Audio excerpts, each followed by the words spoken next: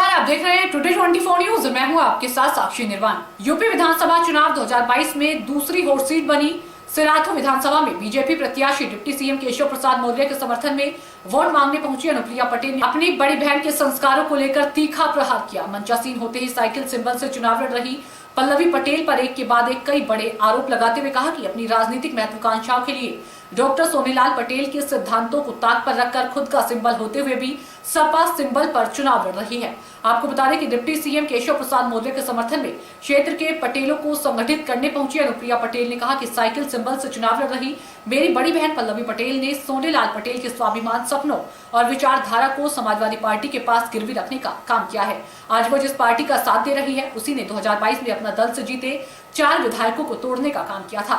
इस दौरान उन्होंने पल्लवी पटेल पर यहां तक आरोप लगा डाला कि पिता की मौत के बाद उनकी संपत्ति की वसीयत अपने नाम कर मेरे हिस्से पर भी कब्जा कर लिया और 2014 में जब मैं सांसद बनी तो मुझ पर झूठा मुकदमा दर्ज करा दिया ताकि खुद संसद सदस्य बन सके। उन्होंने कहा कि आज का पटेल समाज खुद ही है फैसला करे कि वह किसका साथ देगा। जिसने सोनेलाल पटेल के आदर्शों, विचारों, सिद्धांतों को आगे बढ़ाने का कार्य किया है उसका, या जिसने उनके आदर्शों और सिद्धांतों को समाजवादी पार्टी के पास गिरवी रखने का काम किया है।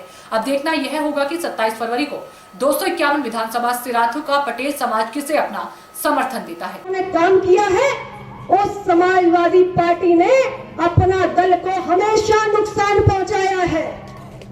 2002 में जब डॉक्टर सोनेलाल पटेल जी जीवित थे उस वक्त हमारे 4 विधायक जीते थे। सोचिए आप, लेकिन समाजवादी पार्टी ने उन 4 विधायकों को तोड़ने का काम किया था। सोचिए अपना दल को कितना बड़ा झटका देने का काम किया था। और इन्हें कोई प्रेम नहीं है डॉक्टर सोनेलाल पटेल जी से। 2009 में डॉक्टर सोनेलाल पटेल जी का दुखद निधन हुआ।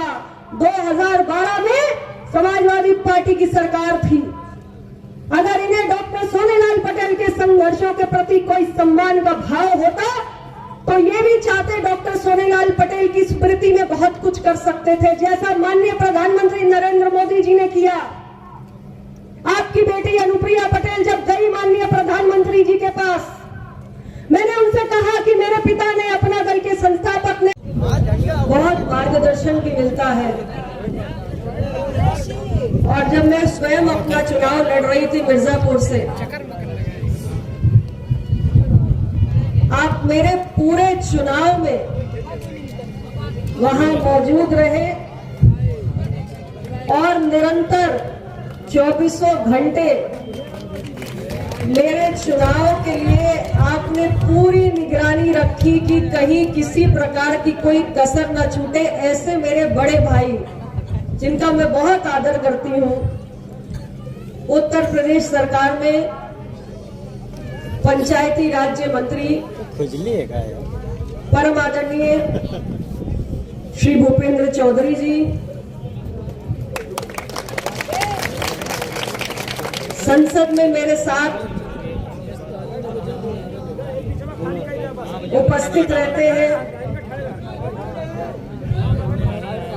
और हमारी आपस में समाज के तमाम विषयों को लेकर बहुत बातचीत अक्सर होती रहती है। चुनाव नहीं लड़ेगी क्योंकि अनुप्रिया पटेल जीवन में जहां भी है,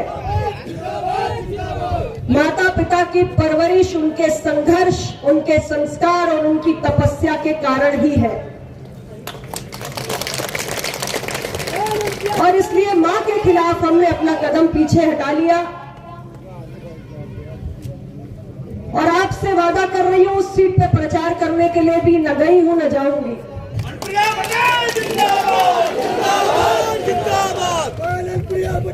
लेकिन आज यहाँ पर क्यों हूँ? आदरणीय पल्लवी जी मेरी बड़ी बहन है। हम एक ही माता पिता की संतान है, एक ही घर में पले बड़े हैं, एक ही परवरिश मिली है।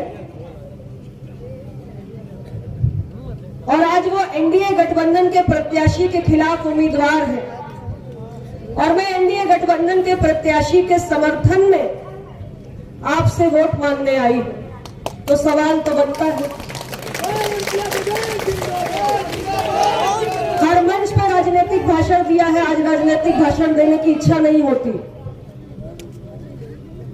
आज पहली बार अपने मन की बात आपसे साझा करने के लिए आई हूं।